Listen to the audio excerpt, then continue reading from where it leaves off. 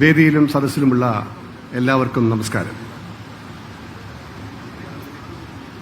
കേരളത്തിൻ്റെതല്ല, നമ്മുടെ രാജ്യത്തിൻ്റെ, ഭാരതത്തിൻ്റെ തന്നെ അഭിമാന മുഹൂർത്തമായ ഈ പരിപാടിയിലേക്ക് വന്നിട്ടുള്ള എല്ലാവർക്കും സുസ്വാഗതം.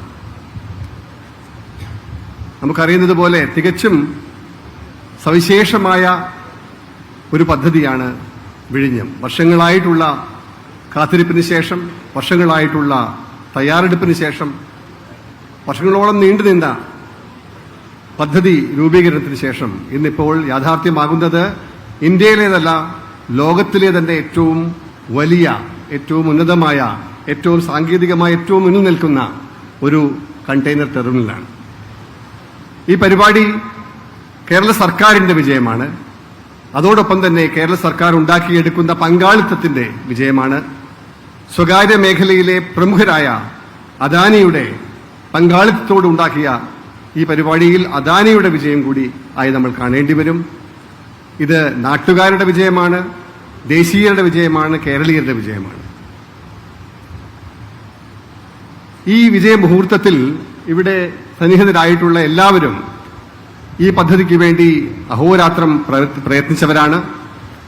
ഒരു രീതിയിൽ അല്ലെങ്കിൽ മറ്റൊരു രീതിയിൽ ഈ പദ്ധതിയുടെ വിജയത്തിനു വേണ്ടി തങ്ങളുടെ ഔദ്യോഗികവും അനൌദ്യോഗികവുമായിട്ടുള്ള കഴിവുകൾ ഈ പദ്ധതിക്കായി മാറ്റിവെച്ചവരാണ്. അങ്ങനെയുള്ള എല്ലാവരുടെയും സാന്നിധ്യത്തിൽ കേരളത്തിന്റെ ഈ പുതിയ ചാപ്റ്റർ ആരംഭിക്കുമ്പോൾ അവർക്ക് സ്വാഗതം ഓതുക എന്നുള്ള സന്തോഷകരമായ ദൗത്യമാണ് എന്നെ ഏൽപ്പിച്ചിട്ടുള്ളത്. ഞാൻ എന്റെ ദൗത്യത്തിലേക്ക് കടക്കുകയാണ്. സർ, ഈ പരിപാടിയുടെ അധ്യക്ഷൻ നമ്മുടെ ഈ പദ്ധതിക്ക് മണിക്കൂറുകളല്ല, ദിവസങ്ങളല്ല, ആഴ്ചകളല്ല, മാസങ്ങളല്ല, എല്ലാ സമയത്തും വിഴിഞ്ഞത്തിന്റെ ഈ പദ്ധതി പൂർത്തീകരണത്തിനായി പ്രയത്നിച്ച ബഹുമാനപ്പെട്ട തുറമുഖ സഹകരണ ദേവസ്വം വകുപ്പ് മന്ത്രി ശ്രീ VN വാസവനെ ഇവിടെ സന്നിഹിതരായ എല്ലാവർക്കും വേണ്ടി ഈ വേദിയിലേക്ക് സ്വാഗതം ചെയ്തുകൊള്ളുന്നു. ഈ പദ്ധതി പല പ്രശ്നങ്ങളിലും പല ദുർഘടഘട്ടത്തിലൂടെയും പോകുമ്പോൾ ഞങ്ങൾക്കെല്ലാവർക്കും പ്രചോദനമായിരുന്നത് ഒരാളുടെ നിശ്ചയദാർഢ്യമാണ്, ഒരാളുടെ തീരുമാനങ്ങളാണ്, ഒരാളുടെ ദീർഘവീക്ഷണമാണ്. അത് നമ്മുടെ എല്ലാവരുടെയും ആദരണീയനായ ബഹുമാന്യനായ മുഖ്യമന്ത്രി ശ്രീ പിണറായി വിജയൻ സാറിൻ്റെതാണ്. ഈ പരിപാടി അദ്ദേഹത്തിന്റെ കരകമലങ്ങൾ കൊണ്ട് തന്നെ ഉദ്ഘാടനം ചെയ്യപ്പെടുന്നു, ഈ പദ്ധതി ഇവിടെ തുറക്കപ്പെടുന്നു എന്നുള്ളതും നമുക്ക് ഏറ്റവും അഭിമാനമുള്ള ഒരു കാര്യമാണ്. ഇവിടെ സന്നിഹിതരായ എല്ലാവർക്കും വേണ്ടി ബഹുമാനപ്പെട്ട കേരള മുഖ്യമന്ത്രി ശ്രീ പിണറായി വിജയൻ സാറിനെ ഈ വേദിയിലേക്ക് സ്വാഗതം ചെയ്തുകൊള്ളുന്നു. Sir, it is a matter of great pride for us that the Honorable Union Minister for Ports, Shipping and Waterways, Sri Sarbananda Sonowal, has come all the way from Delhi to bless this occasion and be here at the auspicious opening of India's largest container terminal. Sir, हमारे लिए बहुत गर्व की बात है कि आप पधारे हैं इधर, और आपको सारी लोगों के ओर से आपको सुस्वागतम बोल रहा हूं.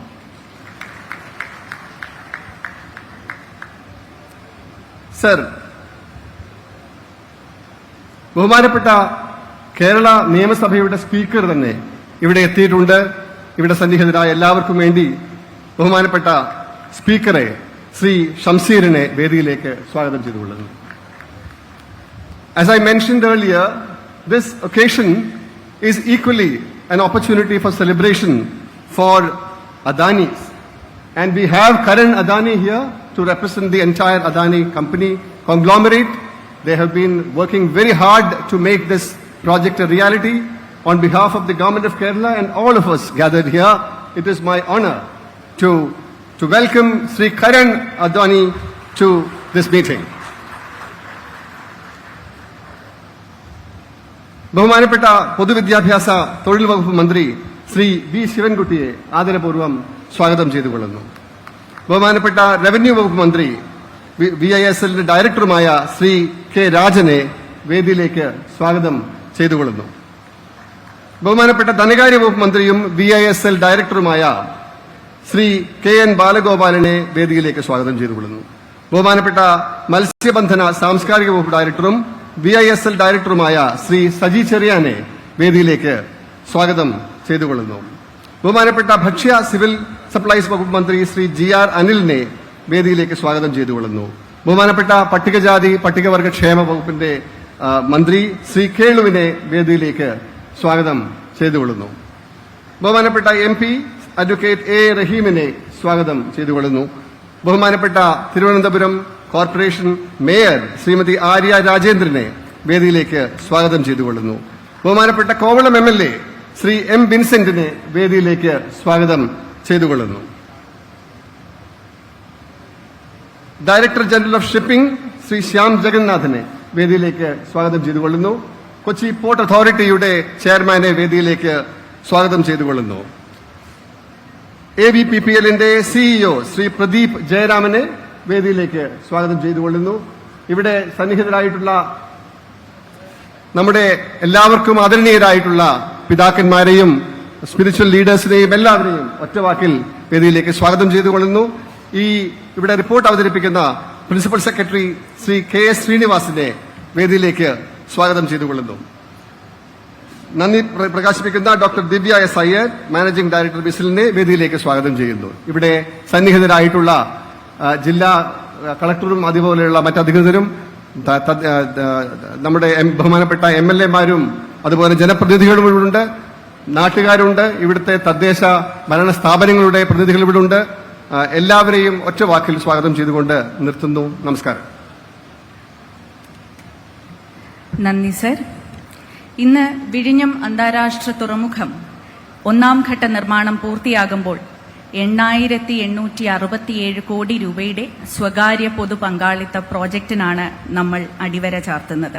ഇതിൽ കേരള സർക്കാരിന്റെ വിഹിതം 5,596 കോടി രൂപയാണ് എന്നുള്ളത് എടുത്തു പറയേണ്ടുന്നതാണ്.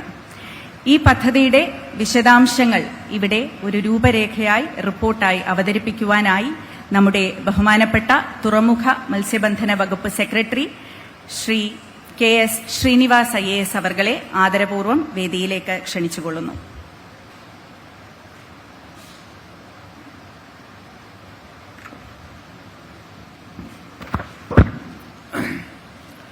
Honorable Chief Minister of Kerala, Sri Pinarayi Vijayan Avargal, Union Minister Sri Sarbanand Sonowalji, Sri Karan Adani, and the Government of India Ministers Sri Saji Cherian and Sri VN Vasavan sir, and other the Finance Minister Sri Balagopal sir, and other Mrs. Vyaktigale, our Chief Secretary Sri Dr. Venu, and some other religious leaders also there on the dais. Everyone ki namaskaram. So my report is like this. As a first mother vessel berths at the Vizhinjam port, the state of Kerala is establishing new standards in creating public infrastructure. Today, the government of Kerala, along with our private partner, the Adani Group, is dedicating this unique port for the benefit of the entire country. When we talk about this port project, the question that is often raised is why Vizhinjam? This location in South Kerala is far off from the rest of the country, and it has very little industrial development and no long-term maritime history. Then what is so special about this location? The answer is like this. It is situated in the southern tip of India.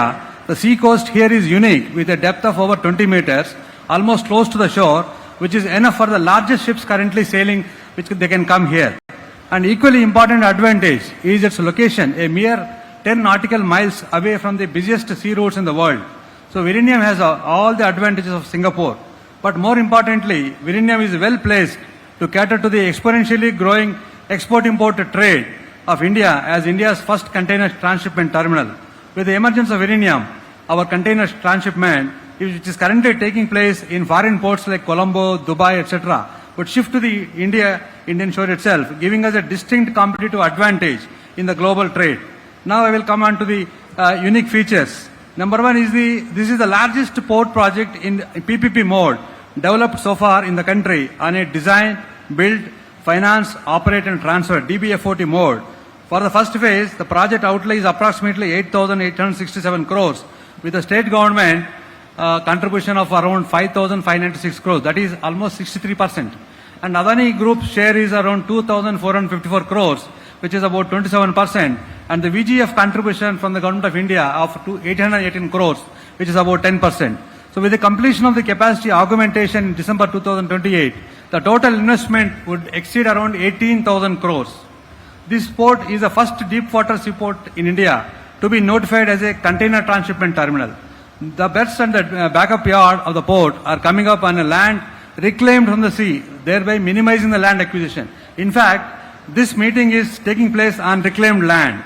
The first phase of 1 million TEU per year capacity is contractually required to be commissioned by December 2024. If the trial operations are successful, the commissioning is likely to be advanced by 2 to 3 months. The capacity augmentation to 3 million TEU is expected to be commissioned by December 2028. The capacity augmentation that was originally envisaged after 20 years has been advanced on account of the confidence of the Government of Kerala and the Adani Group on the success of this project. Now I will provide some key features of the port. Number one is the breakwater. You might have seen the breakwater. At full capacity, expected to be ready by 2028 December.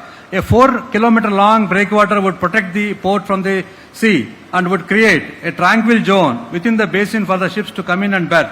Presently, in the first phase, the 3-kilometer long breakwater is ready, which is entirely funded by Government of Kerala. At the sea bottom, this breakwater is 100 to 120 meters wide, and at the top, it is 10 meters wide. It is an engineering marvel and one of the largest marine structures in India. Coming to the container berth, the port would have about 2 meters long container berth, two multi-purpose berths totaling 1,220 meters, and a liquid cargo berth of 250 meters. In the first phase, about 800-meter length of berth is getting completed, with the larger motherships having a length of up to 400 meters. Up to 5 motherships would be able to berth at a time at Virinium at the full capacity. And the cranes, you might have seen a lot of cranes here. The state-of-the-art cranes have come from ZPMC China, about 8 numbers, and then yard cranes about 24 numbers. They are already installed, and they are the most modern, comparable to the best container ports anywhere in the world. The capacity of the port is determined by the nature of the equipment deployed. Though the nameplate capacity is fixed as 1 million TEU in the first phase, going up to 3 million TEU per year on completion of the full capacity, with the most modern cranes deployed in the port, it is expected that a larger throughput of up to 5 million TEU per year would be achievable. Then, while the development of the port is a joint effort of the state government and the Adani Group, the government has made substantial investment on the two crucial elements of the project. Number one, a project of this size will definitely have R&R problems. So, based on a comprehensive environmental impact assessment study, the state government has rolled out a series of R&R measures and likelihood compensation for the project affected people. Over 2,600 people have been compensated with over 107 crores for loss of livelihood. For various social welfare measures, the government has committed another 70 crores, and another 150 crores is also being spent for a modern fishing harbour. Additionally, the Adani Group also has contributed more than 65 crores with their CSR activities. And in addition to this, we also have external infrastructure. The state government has made substantial investment for supply of water and power to the port. Similarly, a major project of a tunnel runway of about 10 kilometers connecting to the port to the nearest Balarampur railway station is also being developed. So, with proactive policy and operational initiative, the state government has committed itself for the successful commissioning of the project over the past 7 years under the leadership of the Honorable Chief Minister.